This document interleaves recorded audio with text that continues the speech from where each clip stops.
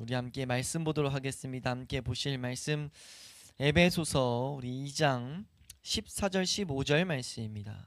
에베소서 2장 14절 15절 말씀, 신약성경 312페이지, 에베소서 2장 우리 14절 15절 말씀을 함께 합독하도록 하겠습니다. 함께 읽습니다. 시작. 그는 우리의 화평이신지라 둘로 하나를 만드사 원수된 것 곧 중간에 막힌 담을 자기 육체로 오시고 법조문으로 된 계명의 율법을 폐하셨으니 이는 이 둘로 자기 안에서 한 새 사람을 지어 화평하게 하시고. 아멘. 예, 우리가 계속해서 우리 에베소서 말씀을 보게 됩니다. 에베소서를 통해서 하나님이 우리에게 하시는 말씀을 계속 바라보게 되는데, 사도 바울이 지금 22장까지 계속 핵심적인 주제는 믿는 자들에게 역사하신 하나님의 크신 능력을 알길 바라고 계신다는 것을 우리는 기억해야 돼요. 지금 사도 바울은 그것이 목적입니다. 교회가 하나님의 살아계심을, 하나님의 능력이 크심을 알길 바란다는 거죠. 근데 이건 정말 이게 복된 기도인 것은, 신앙생활을 하다 보면은 우리가 하나님의 능력을 자꾸 다른 데서 찾으려고 하는 것을 종종 발견하게 됩니다. 근데 하나님의 능력은 다른 곳에서 찾는 것이 아니라 우리의 구원을 바라보는 것에서 우리가 발견해야 된다는 거죠. 그래야 우리는 올바로 자라갈 수가 있습니다. 올바로 하나님이 주시는 선물들을 누릴 수가 있죠. 하나님의 살아계심을 우리가 감사하면서 누리며 살아갈 수 있다는 거예요. 여기서 이탈하면은 우리는 아무리 많은 은혜를 받았다 하더라도 하나님의 살아계심을 삶 가운데 제대로 뚜렷하게 보지 못하고 살아갑니다. 혹은 잘못된 하나님을 만들어내죠. 내가 경험했던 하나님. 그러니까 하나님은 분명 지금도 살아계셔서 이 세상에 역사하시고 말씀하시는데 그 말씀을 우리가 알지 못하게 된다는 거예요. 그래서 우리에게 말씀하는, 사도 바울을 통해서 말씀하는 하나님께서 믿는 자들에게 베푸신 그 능력의 지극히 크심을 모든 사람들이, 에베소 교회 사랑 성도들뿐만 아니라 모든 사람들이 알길 바라는 것이 사도 바울을 넘어서서 하나님의 마음임을 우리가 온전히 알아야 될 줄로 믿습니다. 근데 이것을 이해할 때 우리가 계속 강조해도 부족하지 않는 것, 이거는 성령의 조명으로만 이해된다는 거예요. 아무리 개념을 알아도 성령님이, 하나님이신 성령님이 역사하시지 않으면 이건 깨달아지지가 않습니다. 내 것으로 안 된다는 거죠. 내가 그것을 정말 내 마음 가운데 사모하게 되지 않는다는 거예요. 그래서 우린 반드시 기도해야 된다는 거예요. 사도 바울은 그래서 친히 여기 지금 이 성경 안에서 기도하는 것을 우리에게 보이고 있다는 거죠. 우리가 이 하나님의 말씀들을 볼 때마다, 오늘 말씀도 우리가 이제 14절 15절 말씀을 보게 되는데, 이 말씀들을 가지고 꼭 삶 가운데 기도하는 자리까지 나아갈 수 있길 축원합니다. 이것이 깨달아지게 해달라고. 이것이 깨달아진다는 건 다른 의미가 아니라 이것이 정말 나에게 사모되게 해달라. 이 말씀이 분명 성경은 이렇게 증언하거든요. 살아있고 운동력이 있어서 역사가 된다는 거예요. 이 활자가 하나의 이런 책으로 믿지 아니, 하나님을 하나님으로 인정하지 않는 자들에게는 그냥 하나의 텍스트, 그냥 흰색은 종이고 검은색은 글자, 이렇게밖에 안 남지만 하나님을 살아계신 하나님으로 알고자 하는 자들, 살아계신 하나님으로 아는 자들에게는 이 말씀은 능력된다는 겁니다. 그래서 우리가 반드시 기도하는 자리까지 우리가 나아갈 수 있기를 주의 이름으로 축원합니다.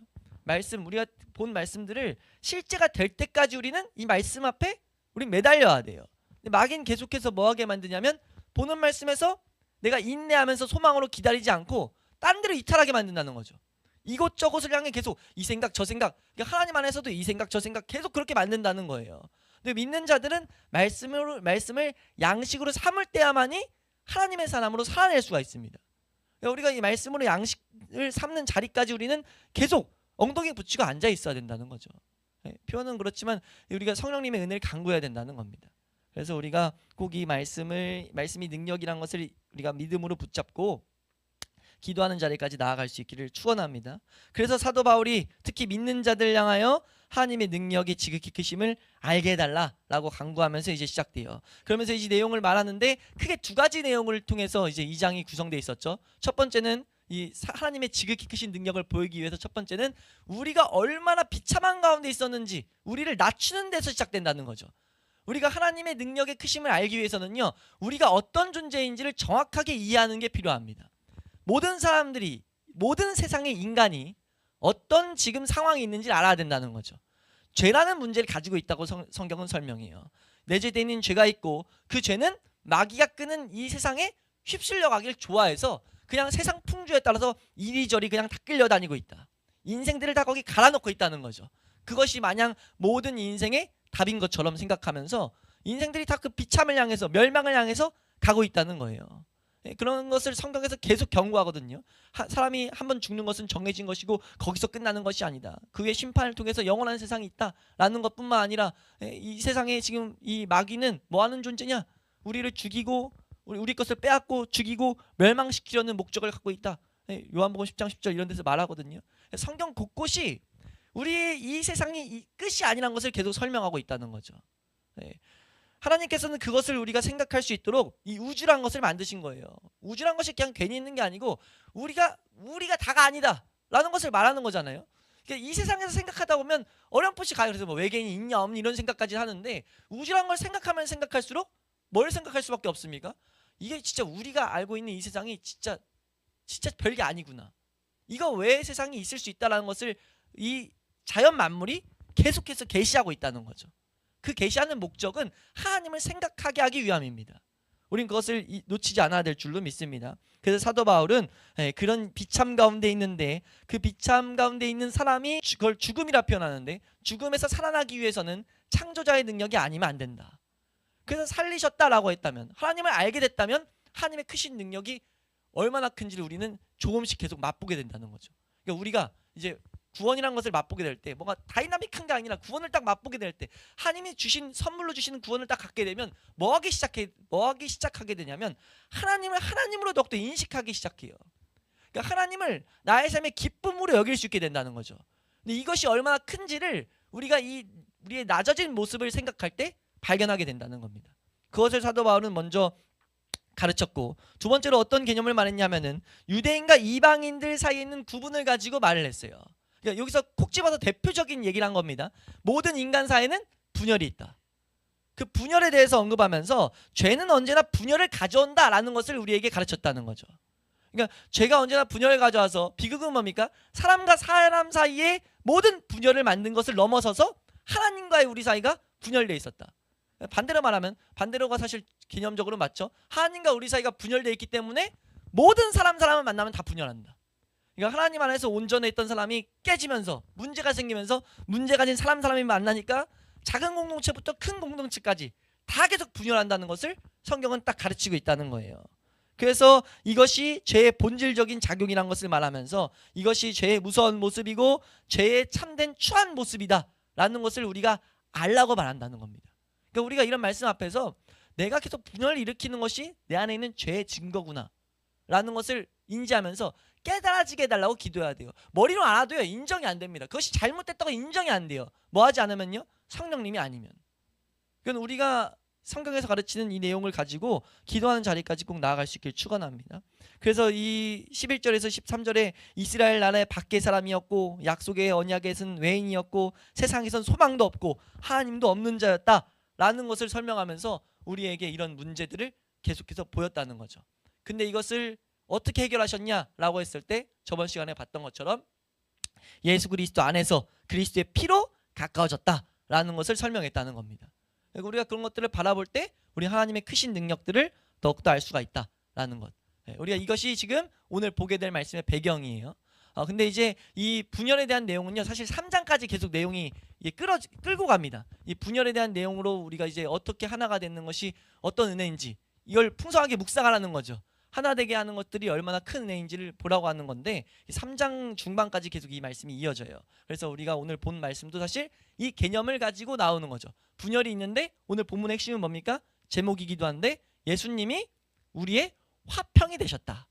평화가 되셨다.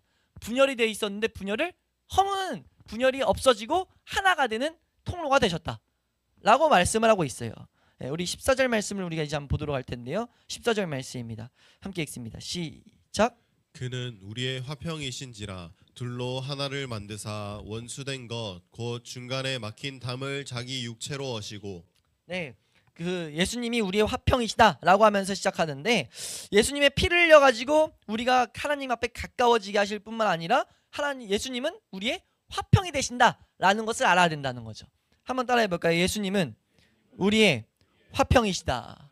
이 개념은요 성경 내내 등장합니다. 구약에도 등장하고 신약에도 등장해요. 말씀을 보다 보면 한 시간이 다 지나갈 정도로 계속 화평의 하나님을 우리에게 가르치고 있죠. 우리가 이 화평의 하나님을 우리는 제대로 더욱더 알아야 된다는 것을 기억할 수 있길 축원합니다. 우리 저번 시간에도 말씀을 봤었지만 한 번 더 말씀 보면요. 히브리서 13장 20절 21절 말씀 보면 그때는 피에 대해서 보기 위해서 언약의 피에 대해서 보려고 이 말씀을 읽었는데 이 말씀 안에 이 평강, 화평을 준 하나님에 대해서 설명하고 있습니다. 우리 13장 20절 21절 말씀입니다. 우리 함께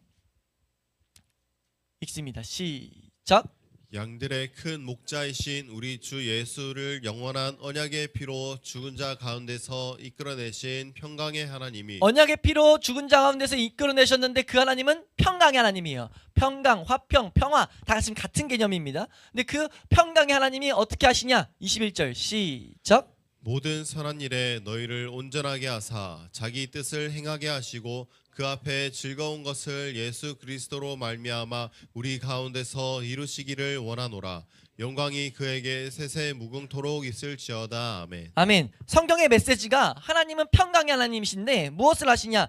그 예수 그리스도 독생하신 아들 예수 그리스도로 말미암아 그 안에서 화평과 평강을 이루게 하시는 분이다. 자기 뜻을 계속 행하게 하시는 분이다 라고 말하고 있다는 거죠.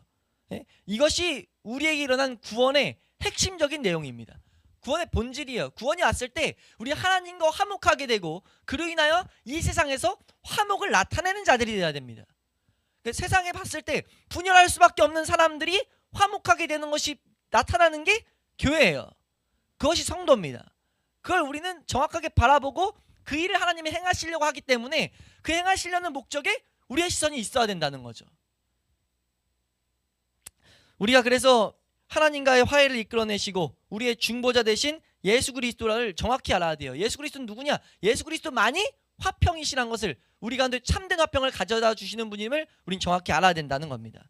우리 본문을 좀 더 살펴보면요. 본문에서 이렇게 말해요. 14절에 이렇게 말합니다.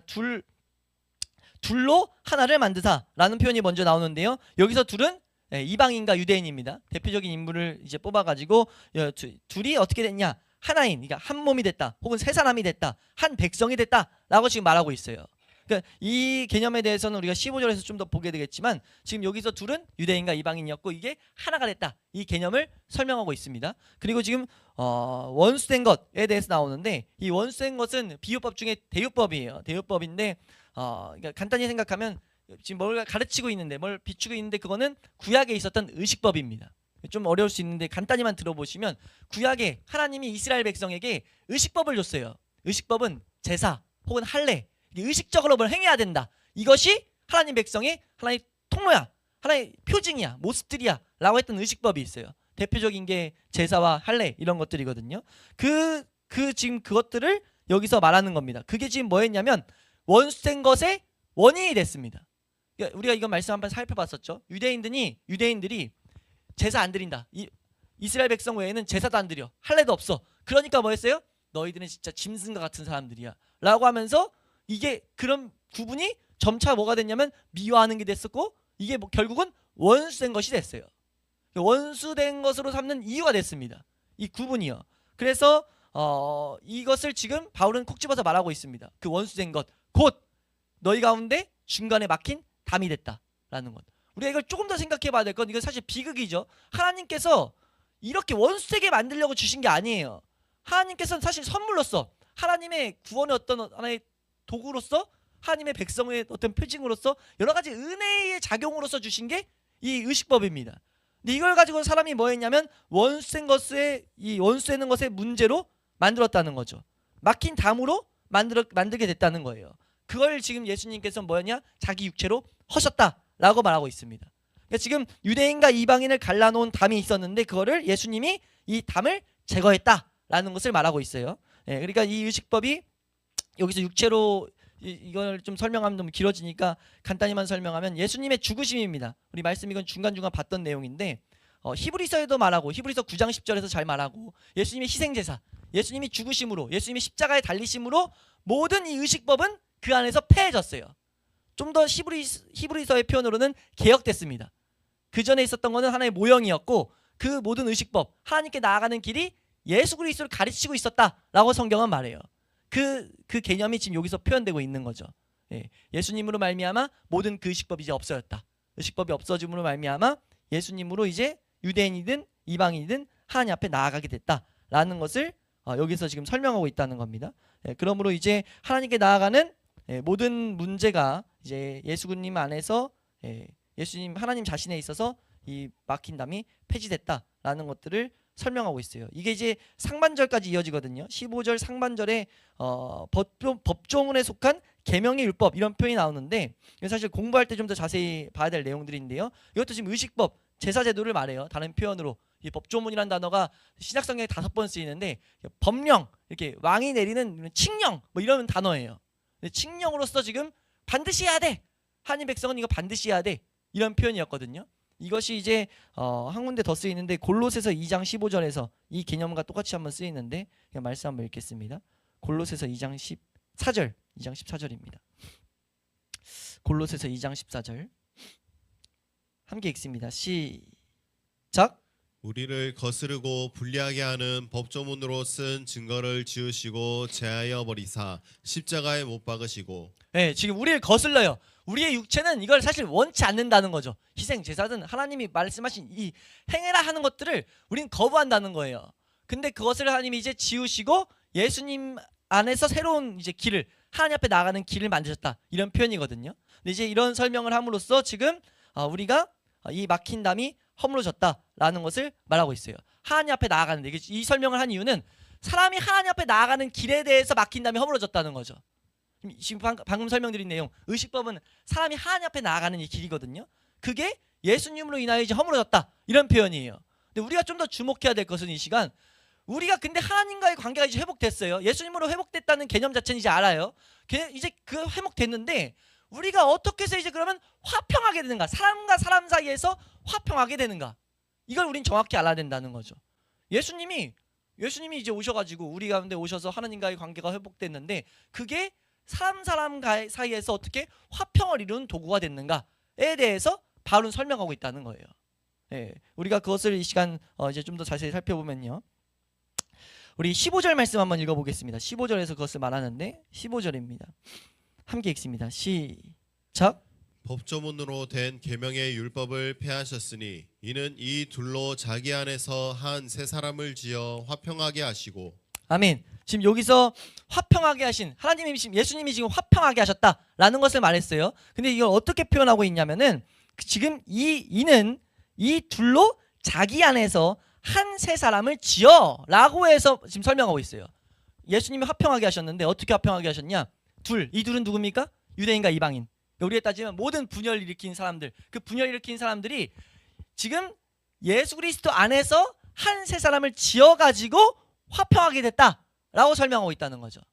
여기서 말하는 이제 새 사람이란 표현은요, 우리 성경에 이건 성경 많이 읽다가 보면 오해할 수 있어서 좀 설명을 드리고 가면 옛 사람과 새 사람 이런 개념에서의 새 사람이 아닙니다. 그러니까 우리의 이 죄된 육신과 새로운 이제 중생된 그 영 이걸 말하는 게 아니고 여기서 말하는 새 사람은 분명하게 지칭하는 것은 예수 그리스도의 교회를 말하고 있어요. 왜냐하면 두 사람을 지금 해가지고 한 새 사람을 지었다라고 표현하는 건 그리스도가 머리 되고 몸 된 교회 이걸 지칭합니다. 우리가 이걸 1장에서 봤던 개념이죠. 1장에서 봤던 개념을 가져오는 거예요. 예수 그리스도가 머리셨고 모든 교회는 몸이 됐다. 그래서 한 새 사람이 됐어요. 새로운 존재가 됐다는 거죠. 지금 그것을 우리에게 보이고 있어요. 그러니까 지금 예수님께서 화평을 이루시는 방식이 무엇이냐라고 했을 때 예수 그리스도의 교회를 생성하고 만드시고 또한 존재케 하시는 것이라는 것을 우리는 알아야 돼요. 그러니까 교회가 새 사람이고 새 몸이다. 이 개념을 지금 설명하고 있다는 겁니다. 그러니까 교회가 새 사람, 여기서 말하는 새 사람이다. 그럼 무엇을 말합니까?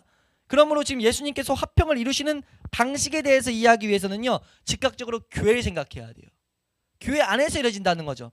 이 가르침에 의해서 우리가 이 말씀을 보면, 이 개념을 생각하면요, 사람들 사이에 있는 화평은요, 사람들이 함께 모두 그리스도인의 몸에 속하게 될 때 가능하다는 거예요. 이 개념을 잘 알아야 되는 게 뭐냐면요, 이게 지금 되게 어떻게 보면 되게 무서운 말씀인 게, 우리가 이 말씀을 얼마나 오해하는지 모르는 게요, 예수님이 우리에게 화평하라고 했던 이 말씀을 가지고 지금 교회 안에서 어떻게 하냐면 어디서든 가서 다 화평하라고 해요. 우리가 화평의 도구니까 화목의 도구니까 다 화평하라고 합니다. 성경에서 그걸 가르친 적이 없어요. 그러니까 우리가 물론 화평, 참된 화평이 어디 있는지 가르칠 그런 의문이 있습니다. 그럼 화목해 하는 직분을 가졌어요. 근데 화목하는 방법이 뭐냐면요, 우리가 화목해야지 해서 가서 막 뭐 사람들이 세상에서 어떻게 뭘 하든 그냥 꾹 참고 이런 개념을 설명한 게 아니라는 거죠. 화목은 어떻게 이루어지냐, 화평은 어떻게 이루어지냐, 예수 그리스도가 자기 안에서 새 사람을 지었다, 교회가 되게 한 그 교회 공동체 안에서 참된 화평을 맛보게 된다는 겁니다. 그거 외엔 참된 화평은 있을 수가 없어요. 근데 어떻게 설명합니까? 교회가 화평에, 우리가 화목의 직분을 가졌으니까 나가서 가정에서 믿지 않는 사람이 있어도, 그리고 공동체에서 믿지 아니하는 자들과도, 그리고 나라들이 우리 화목해야 됩니다. 지금 그런 슬로건을 가지고 종교 통합하고 막 그러거든요. 천주교 우리 성당에서는 그렇게 말하거든요. 세상이 화목해야 된다고, 우리가 화목해 하시는 예수 그리스도가 오셨다고. 그건 전혀 성경적이지 않습니다. 성경에서 그런 평화를 말하고 있지 않아요. 그 화평은 불가능합니다. 왜요? 우리가 저번에 살펴봤을 때 분열을 일으키는 도구가 사람 안에 이미 있어요. 그 막힌 담이 허물어지지 않으면 화목은 올 수가 없습니다. 지금 여기서 화목을 설명할 때는요, 지금 새 사람을 지어서 라고 말하고 있다는 거죠. 그러니까 지금 여기서 좀 더 정확히 말할 때 이 지어라는 단어는 사실 너무 약한 말일 수 있어요. 지어라는 단어 자체는 원뜻이요, 창조하다입니다. 그 다른 의미가 아니라 그냥 창조하다예요. 그러니까 여기는 이 표현은 한 새 사람을 창조해서 화평하게 하셨다, 이 개념을 우리는 분명하게 가져야 된다는 겁니다. 그러니까 교회는 절대적으로 새롭게 된 존재인 것을 우리는 인식하게 돼야 된다는 거죠. 지금 여기서 표현하는 건 그 표현이에요. 교회는 절대적으로 새롭게 된 존재들이다. 그러니까 유대인과 이방인이 와가지고 지금 연합하게 됐다, 연합체를 이룬 게 아니고요, 그 죄인들이 죽어있던 사람들이 와서 새 사람을 이룬 거예요. 그래서 화목해 될 수 있는 겁니다. 그래서 새로운 시작이 그 안에서 이루어지는 거예요.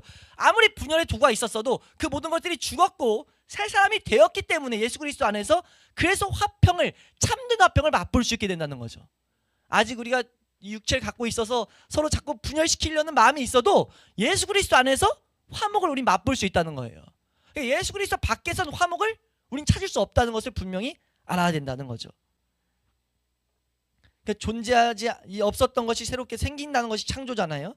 그 개념으로 우리가 바라봐야 된다. 그러니까 이거는 우리가 잠시 말씀드렸지만 1장의 개념을 다시 한번 말하는 거예요. 예수 그리스도가 머리셨고 우린 몸이다. 무슨 표현이라고 말씀 그때 드렸냐면 예수 그리스도께 모든 공급을 받는다는 거죠. 근데 어떻게 중생되지 않은 사람들이 그 공급을 받을 수 있습니까? 성경은 그걸 말하지 않아요. 그건 사실 이단입니다. 중생되지 않고도 하나님의 모든 복락을 누릴 수 있다? 이건 이단이에요. 이거는 우리가 하나님을, 세상의 하나님을 못 보게 하는 극악한 거짓 가르침입니다. 그러니까 교회는 중생을 왜 가르쳐야 되냐? 중생이 있어야 모든 그 뒤에 복락이 있기 때문이에요. 그러니까 교회는 끊임없이 우리가 어린아이부터 우리가 이 세상의 마지막을 앞둔 아무리 나이 많은 90세, 100세 어른까지 다 교회는 사실 딱 왔을 때 거듭남을 가르쳐야 됩니다.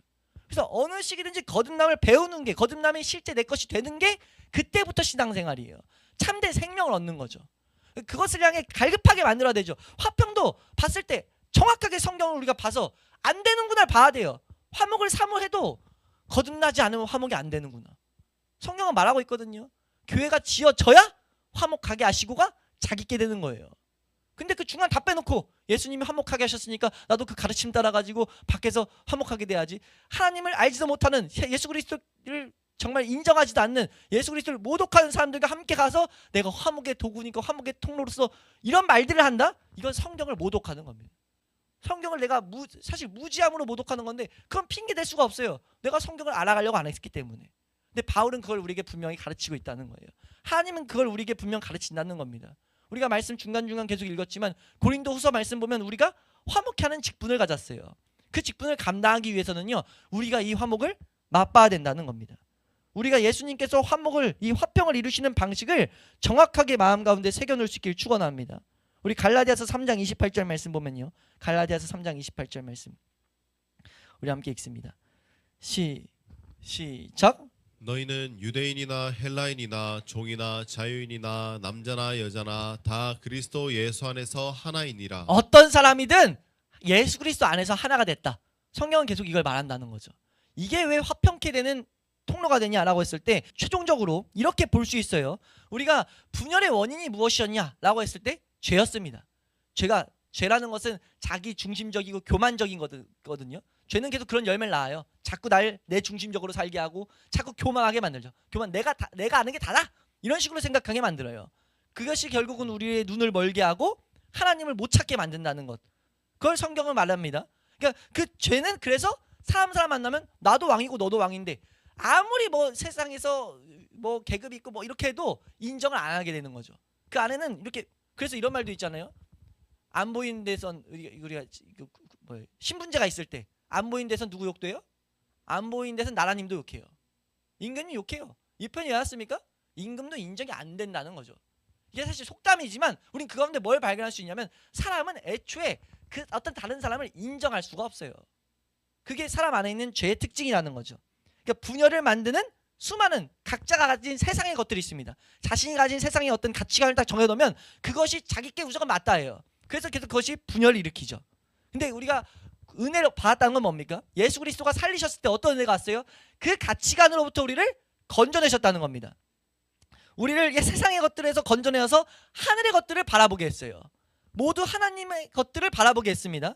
그러니까 우리는 옛사람 옛 방식으로 모든 방면에서 이제 옛 차원에서 생각하지 않을 수 있는 길이 열렸어요. 그래서 우리는 그대로 이제 생각하면 안 된다는 것을 계속 성경이 요구하죠. 골로새서 3장 1절 말씀, 너희가 그리스도 안에서 살리심을 받았으면은 너희가 땅의 것 생각하지 말라, 위의 것 생각해라 라는 개념들을 계속 가르쳐요. 살리심을 받았으면 우린 옛날 차원에서 살면 안 됩니다. 계속 우리가 옛날 차원에서 남아있으면 분열은 없어지지 않아요. 사실 교회 안에서도 분열이 없어지지 않는 이유가 뭡니까? 옛 방식 그대로 우리가 옛 가치관, 옛 생각 그대로 자꾸 사람들을 판단하기 때문이에요. 근데 성경이 요구하는 게 뭐예요? 거기로부터 벗어나서 하늘을 바라보는 우리가 같은 존재임을, 한 존재임을 우리가 봐야 된다는 거죠. 그러니까 우리 교회 자체로서, 교회 지체들로서 그리스도인들은 뭐합니까? 서로를 어떤 민족적 차원에서 생각하지 않죠. 정치적, 이념적, 혈통적인 태생 혹은 능력의 차원에서 생각하는 것을 멈춰야 됩니다. 교회 안에서는. 교회 안에서는 그렇게 가는 게 아니에요. 교회 안에서 여전히 그렇게 생각하고 있다면 그건 책망받을 일입니다. 그걸 책망하는 게 어디 있습니까? 야고보서 2장 말씀에 말해요. 너희가 세상에서 교회 안에서 들어왔는데 교회에서 돈 많이 버는 사람, 능력 있는 사람들을 어떤 잔치 가운데 가까운데 자기 가까운데 앉히려고 한다. 이런 거 다 없애야 된다. 우리 그렇게 하면 안 된다. 왜냐? 우린 영광의 주를 바라보는 사람들이니까. 이 사람이 얼마나 이 세상에서 잘났고 못났고가 아니라 우린 그런 눈으로 세상에서 교회에서 바라보는 게 아니라 이 사람이 지금 하나님을 정말 사랑하고 있나, 하나님을 향해 나아가고 있나, 그 시선으로 계속 바라봐야 된다는 거죠. 하나님을 찾고 있나 안 찾고 있나 이걸 살필 수 있어야 된다는 거예요. 그것이 교회 공동체가 힘써야 될 방향이죠. 그거 외엔 없습니다. 교회는 그거 외에 없어요. 그것만 남다 보면 어떤 일이 발생합니까? 부딪히는 막힌 담이 허물어진다는 게 그런 의미예요. 우리 안에 수많은 막힌 담들이요 예수 그리스도 안에서 그냥 다 허물어집니다. 같은 것을 바라보고 있으니까. 이해가 되세요?